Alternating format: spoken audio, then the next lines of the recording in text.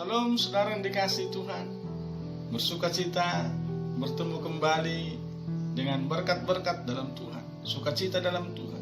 Kita menikmati hari lepas hari kehidupan kita disertai oleh Tuhan. Kita menikmati Tuhan hadir dalam keberadaan hidup kita. Saudara yang dikasihi Tuhan, hari ini kita memasuki suatu minggu yang disebut Misericordias Domini, yang secara sederhana diartikan bumi dipenuhi kasih setia Tuhan. Bumi dipenuhi kasih setia Tuhan. Saudara yang dikasihi Tuhan, sebagai dasar firman Tuhan hari ini kita akan merenungkan dari kitab Roma 3 ayat 1 sampai dengan ayat yang ke-8. Saya akan bacakan demikian firman Tuhan. Jika demikian, apakah kelebihan orang Yahudi dan apakah gunanya sunat? Banyak sekali. Dan di dalam segala hal pertama-tama, sebab kepada mereka dipercayakan firman Allah. Jadi bagaimana jika di antara mereka ada yang tidak setia? Dapatkah ketidaksetiaan itu membatalkan kesetiaan Allah? Sekali-kali tidak. Sebaliknya Allah adalah benar, dan semua manusia pembohong, seperti ada tertulis. Supaya engkau ternyata benar dalam segala firman-Mu dan menang jika engkau dihakimi. Tetapi jika ketidakbenaran kita menunjukkan kebenaran Allah, apakah akan kita katakan, tidak adilkah Allah aku berkata sebagai manusia, jika ia menampakkan murkanya? Sekali-kali tidak. Andai kata demikian, bagaimanakah Allah dapat menghakimi dunia? Tetapi jika kebenaran Allah, walau dustaku semakin melimpah bagi kemuliaannya, mengapa aku masih dihakimi lagi sebagai orang berdosa? Bukankah tidak benar fitnahan orang yang mengatakan bahwa kita berkata, marilah kita berbuat yang jahat, supaya yang baik timbul daripadanya? Orang semacam itu sudah selayaknya mendapat hukuman. Saudara-saudara yang dikasihi Tuhan, firman Tuhan hari ini diawali dengan sebuah teguran, pertanyaan, sindiran keras dari seorang Rasul Paulus kepada jemaat di Roma, kepada orang Yahudi pada saat itu yang merasa diri mereka lebih dari yang lain. Saudara, Paulus bertanya dengan keras di ayat 1. Dikatakan, jika demikian apakah kelebihan orang Yahudi dan apakah gunanya sunat?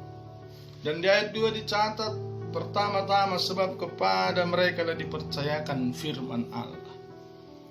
Paulus menyatakan sebuah kebenaran, betul. Kepada orang Yahudi pertama sekali dinyatakan firman Allah. Kita mengingat Musa naik ke Gunung Sinai. Allah memberikan 10 firman ada di sana. Tapi Paulus memberikan sebuah sindiran keras. Betul. Pertama-tama kepada mereka diberikan firman Allah, tapi mereka tidak melakukan itu. Saudara-saudara, nanti kalau kita baca dari pasal 2, misalnya contohnya 21, Paulus mengatakan, engkau mengajar jangan mencuri, mengapa engkau sendiri mencuri? Ayat 22, jangan berzina, mengapa engkau sendiri berzina? Paulus juga mengatakan, engkau yang jijik akan segala berhala, mengapa engkau sendiri merampok rumah berhala? Saudara-saudara yang dikasihi Tuhan, orang Yahudi pada saat itu mengklaim diri sebagai orang pilihan Allah, orang yang pertama sekali menerima firman Allah, tapi justru mereka tidak melakukan itu. Mereka menghidupi kehidupan mereka, kehidupan kepercayaan mereka sebagai kehidupan kepercayaan yang lahiriah. Tahu banyak hal tentang ajaran tentang Allah, tahu banyak hukum-hukum firman Allah, tapi mereka tidak melakukan. Dan sunat mereka sunat lahiriah. Sehingga saudara, dalam pasal 2 sekali lagi Paulus pun memberikan pemahaman baru. Ayat 27 dan 28 pasal 2 dikatakan, jika demikian maka orang yang tidak bersunat tetapi yang melakukan hukum Taurat akan menghakimi kami yang mempunyai hukum tertulis dan sunat. Tetapi yang melanggar hukum Taurat, ayat 28 ayat pasal 2, sebab yang disebut Yahudi bukanlah orang yang lahirnya Yahudi, dan yang disebut sunat bukanlah sunat yang dilangsungkan secara lahiriah.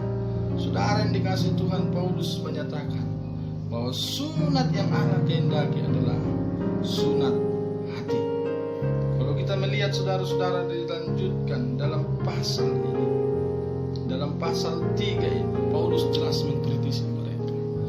Orang Yahudi memfokuskan diri pada perkara-perkara ibadah yang lahiriah. Mereka tahu firman, secara fisik mereka disunat. Tapi Paulus bilang dengan jelas, saudara-saudara, bahwa bukan sunat itu yang Tuhan dan dikatakan dalam ayat 29 pasal 2, sunat ialah sunat dalam hati. Paulus menekankan orang yang tahu firman Allah, orang yang tahu banyak tentang lahiriahnya agama secara fisik, secara akal. Paulus mengatakan harus ada perubahan dalam hati. Saudara yang dikasihi Tuhan, Paulus menekankan sebuah pertobatan yang sungguh-sungguh holistik, menyeluruh. Bukan hanya perubahan secara fisik, tapi perubahan seluruh hati. Saudara, suatu ketika ada seekor kucing dikejar-kejar oleh seekor anjing. Dia berlari ketakutan sampai ke hutan. Dia ketemu dengan penyihir. Dia bilang, penyihir, rubah aku menjadi seekor singa yang garang, supaya banyak hewan-hewan yang lain takut kepadaku. Saudara yang dikasih Tuhan, kucing ini pun diubah menjadi seekor singa yang garang, besar, menyeramkan. Suatu ketika kucing ini kembali ke komunitasnya. Dia ketemu dengan seekor anjing. Oh, dia cium, dia takut juga. Lalu dia berpikir, jadi kenapa? Aku kan singa. Saudara yang dikasih Tuhan, dia kembali ke penyihir itu. Kenapa? Engkau sudah mengubah aku jadi singa, tapi aku tetap seperti seekor kucing yang ketakutan melihat seekor anjing. Penyihir bilang, fisikmu saja yang diubah jadi singa, tapi hatimu tetap seekor kucing. Saudara yang dikasih Tuhan, secara fisik, secara lahiriah, secara pengetahuan, kita bisa bertambah-tambah. Tapi Tuhan hari ini lewat Paulus mengingatkan kita bahwa ada sesuatu yang harus jauh lebih penting, yaitu pertobatan. Hati kita betul-betul disunat, ada perubahan hati di sana. Saudara yang dikasih Tuhan, selanjutnya dalam ayat yang ketiga, ayat 4 dikatakan, kalau kita orang Yahudi, bahkan kita secara khususnya pada hari ini, pada saat ini sebagai orang Kristen yang mengaku orang yang dipilih Allah, orang yang percaya kepada Yesus, kita seringkali melanggar apa yang kita katakan firman Allah. Tapi hari ini mau dikatakan tentang misericordias Domini, bahwa tidak ada satupun yang bisa membatalkan kasih setia Tuhan. Sekalipun kita sering tidak setia, sekalipun kita sering tidak benar di hadapan Allah, tapi Allah tetap setia kepada kita. Kasih setia Allah memenuhi. Saudara yang dikasih Tuhan, Paulus mencatat dalam bagian lain. Nanti kalau kita baca Roma 3:23 dicatat dengan jelas bahwa setiap orang telah berdosa dan telah kehilangan kemuliaan Allah. Lalu dalam pasal 6 ayat 23 dicatat upah dosa ialah maut. Mungkin kita sudah tahu ini. Tapi saudara-saudara yang dikasih Tuhan, betul, dosa hukumnya maut. Setiap pelanggaran ada konsekuensi hukumnya. Tapi dalam nats yang lain, dalam Roma 5 ayat 8 Paulus mengatakan, akan tetapi Allah menunjukkan kasih-Nya kepada kita oleh karena Kristus telah mati bagi kita ketika kita masih berdosa. Saudara, Kristus mati untuk kita, bukan pada saat kita benar, karena kita tidak akan pernah kedapatan benar. Kristus mati ganti kita pada saat kita mati sebagai orang berdosa, hukuman maut, dosa. Tapi Yesus menghidupkan kita. Paulus mencatat Yesus menghidupkan kita, menggantikan kita pada saat kita berdosa. Saudara yang dikasih Tuhan, kita dibenarkan bukan karena kita benar, tapi Alkitab ini mencatat, Roma 5 ayat 8 mencatat bahwa Kristus mati ganti kita. Hukum dosa betul ada, tapi Allah kasih setianya senantiasa menantikan kita. Misericordias Domini, kasih setia Allah memenuhimu. Lalu Paulus melanjutkan, saudara-saudara, kalau demikian benarlah fitnahan orang, gak apa-apa, mari kita berbuat yang jahat supaya yang baik timbul daripadanya. Saudara, sering kita berpikir, kalau Allah yang begitu mengampuni, Allah yang begitu setia, Allah yang selalu menantikan orang berdosa pulang kepadanya, kenapa kita tidak berdosa saja?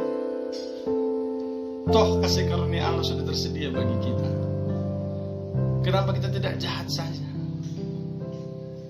Saudara, Alkitab mencatat kita diselamatkan, kita diampuni, bukan karena kehebatan, bukan karena pekerjaan, bukan karena usaha kita. Kita diampuni hanya oleh karena kasih karunia. Lalu saat kita menikmati kasih karunia pengampunan dari Allah, lalu kita mengatakan kita berdosa saja, toh nanti Allah mengampuni. Tidak. Saudara-saudara, ciri-ciri orang yang sudah mengalami kasih dan pengampunan Allah, dia akan sungguh-sungguh melakukan apa yang Allah mau, melayani Allah, berbuat kebaikan-kebajikan, membenci dosa. Tapi kalau orang masih mau selalu merencanakan kejahatan, merencanakan dosa, jatuh kepada dosa yang sama, hari ini melakukan pencurian, bertobat, mengaku dosa-dosa, mencuri lagi, itu bukan orang-orang yang sungguh percaya kepada Allah, tapi dia orang yang sedang mempermainkan karunia Allah. Saudara yang dikasih Tuhan, Misericordias Domini, kasih setia Allah memenuhi bumi, bukan berarti itu mainan. Kita bebas kapan berdosa, atau Allah juga setia, tidak. Sebagai ciri-ciri orang yang percaya, yang mengimani Allah setia kepadanya, dia juga harus setia kepada Allah. Dia juga harus setia melakukan apa yang Allah mau lewat kehidupan. Saudara yang dikasih Tuhan, di hari ini Paulus menasihati kita supaya tidak sama seperti orang Yahudi yang menganggap diri lebih istimewa penerima firman Tuhan, tapi tidak melakukan. Sering kita sendiri yang membatalkan firman Tuhan yang kita pelajari. Saudara yang dikasih Tuhan, kalau kita menikmati bahwa kasih setia Allah memenuhi hidup kita hari ini, mari miliki juga hati yang mau terus setia kepada Allah apapun yang terjadi dalam hidup kita. Mari terus hidupkan pengharapan dalam Allah. Mari terus memiliki komitmen, aku mau hidup benar. Kalau kita baca di ayat yang lain, saudara, waktu itu Musa bersama Joshua dan Kaleb, saat Joshua dan Kaleb bercerita tentang kepulangan mereka mengintai tanah Kanaan, ada satu ayat yang luar biasa yang dikatakan Musa dalam Bilangan 14 ayat 19. Tuhan ampunilah dosa bangsa ini. Karena apa? Pada waktu itu bangsa Israel tidak mempercayai Allah. Dan di ayat 20 Tuhan mengatakan aku mengampuni. Saudara yang dikasih Tuhan, dalam 1 Yohanes 1 ayat 9 juga dikatakan, jika kita mengaku dosa maka Ia akan mengampuni, menyucikan kita dari segala yang jahat. Karena itu saudara yang dikasih Tuhan, kasih setia Allah tidak lepas dari keberadaan diri dengan hati yang hancur datang memohon pengampunan dosa dan bertobat, bukan jatuh lalu melakukan lagi, bukan tobat kumat, bukan, tapi bertobat, sungguh-sungguh menyerahkan hidup kita dipimpin oleh Roh Kudus. Saudara yang dikasih Tuhan, 3 hal yang kita pelajari hari ini. Yang pertama, kita orang yang dipilih. Mari kita buktikan bahwa kita orang yang dipilih sebagai penerima firman Allah, dengan tidak menjadi hakim bagi yang lain, tapi dengan menjadi pelaku firman. Yang kedua, dosa kita tidak pernah membatalkan kasih setia Allah. Allah selalu sabar menanti kita pulang bertobat kepadanya. Lalu yang ketiga, saudara, mari kan beri bukti sebagai orang yang ditebus, sebagai orang yang menikmati kasih setia Allah. Jangan permainkan kasih karunia Allah. Sebab karena kasih karunia kamu diselamatkan. Itu bukan hasil usahamu, itu bukan pekerjaan. Jangan ada orang yang memegahkan diri. Sebab karena kasih karunia kamu diselamatkan oleh iman. Orang yang hidup dalam iman kepada Yesus Kristus akan menunjukkan bahwa dia orang-orang yang dikasihi Allah dengan cara dia mengasihi Allah, dia mengasihi sesama. Saat dia menikmati pengampunan Allah, dia juga melepaskan pengampunan. Saudara yang dikasihi Tuhan, Misericordias Domini, selamat menikmati kasih setia Allah. Kalau saat ini keadaan kurang baik, maka tetap harus menikmati bahwa Allah setia hadir dalam kehidupan kita. Karena itu, miliki hati, aku mau setia, aku mau tetap cinta Yesus selama-lamanya. Amin. Terpujilah Tuhan. Saat ini mari kita berdoa untuk keberadaan bangsa kita, untuk apa yang sedang terjadi di tengah-tengah bangsa ini, supaya Tuhan yang pulihkan. Kita meminta permohonan ampun dari Tuhan. Kita sama-sama datang mewakili bangsa ini, mengaku dosa, bertobat di hadapan Allah. Kita berdoa, Tuhan, kami bersyukur kalau kami boleh datang membawakan bangsa kami kepada-Mu. Seperti firman Tuhan yang kami dengar, yang kami baca, misericordias Domine, bahwa kasih setia Allah memenuhi bumi, kasih setia Allah memenuhi Indonesia. Tuhan, kami mohon ampun.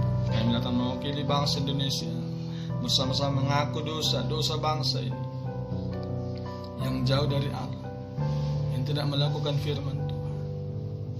Ampuni Tuhan. Tuhan, pulihkan, kembalikan bangsa ini kepada Tuhan. Engkau menjamah, pulihkan keadaan bangsa ini. Seharusnya di masa-masa penanganan COVID-19 ini, Tuhan, biarlah Tuhan pulihkan negeri. Tuhan, kembali sehatkan bumi, negeri yang sakit ini. Tuhan, kami berdoa untuk kami orang Kristen gereja dimanapun berada, menjadi saluran kasih karunia kepada banyak orang. Tuhan, Engkau menjamah mereka yang sedang dirawat, 6.000-an lebih. Tuhan, Engkau menjamah. Biarlah kasih Tuhan Engkau memberkati, Engkau sembuhkan mereka. Bahkan juga Tuhan, saat ini obat yang sedang diuji klinis, Tuhan, Engkau Allah yang menjamah. Antivirus yang sedang diuji klinis, Tuhan, Engkau bekerja memberkati. Biarlah itu sungguh-sungguh menjadi obat antivirus yang tepat untuk menangani mereka yang terinfeksi COVID-19. Dan kami semua boleh taat arahan pemerintah untuk tinggal di rumah. Kami boleh mengambil waktu lebih banyak berdoa, berserah diri, merenungkan firman Tuhan. Terima kasih Bapa, kami yakin Tuhan juga akan mencukupkan segala kebutuhan kami menurut kekayaan dan kemurahan Tuhan. Terpujilah Bapa dalam nama Yesus. Amin.